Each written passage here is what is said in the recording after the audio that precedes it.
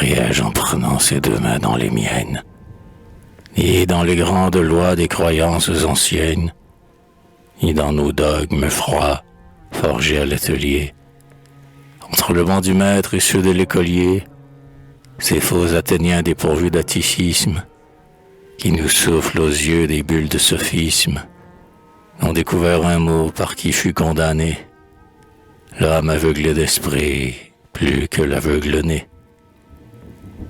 C'est assez de souffrir sans se juger coupable, pour avoir entrepris et pour être incapable.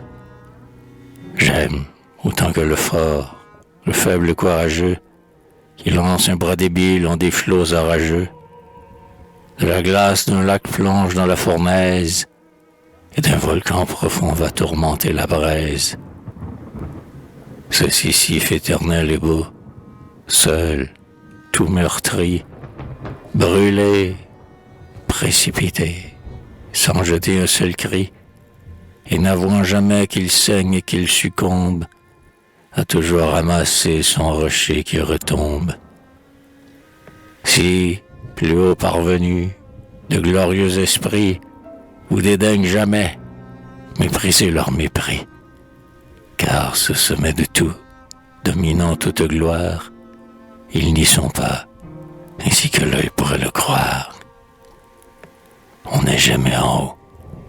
Les forts, devant leurs pas, trouvent un nouveau mont inaperçu d'en bas, tel que l'on croit complet et maître en toutes choses, ne dit pas les savoirs qu'à tort on lui suppose, et qu'il est tel grand but qu'en vain il entreprit.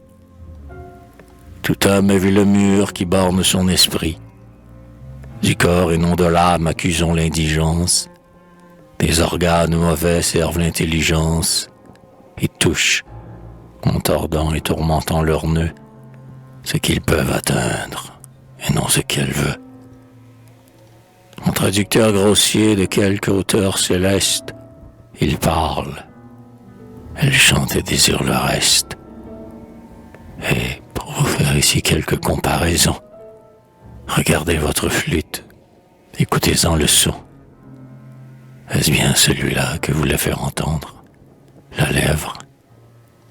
Était-il pas ou moins rude ou moins tendre? Eh bien, c'est au bois lourd que sont tous les défauts. Votre souffle était juste et votre chant est faux.